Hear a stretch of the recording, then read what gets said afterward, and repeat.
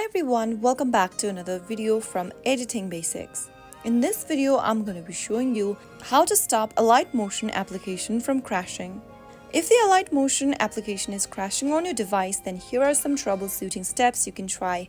The first thing you would want to do is to make sure the app is up to date with the latest version.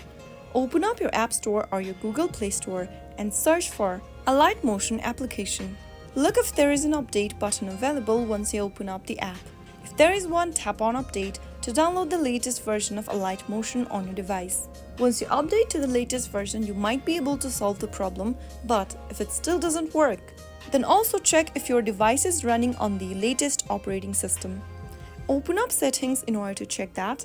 From the Settings menu, scroll down and look for the General tab. Look for the Software Update button and check for available update for your device. If there is one update available, go ahead and update to the latest version right now, and this might be able to fix your issue. If the problem still persists, consider restarting your device to solve the issue. Clearing your app cache can also help fix this problem, so in order to do that, open up Settings app again, and from the Settings menu, scroll down and tap General.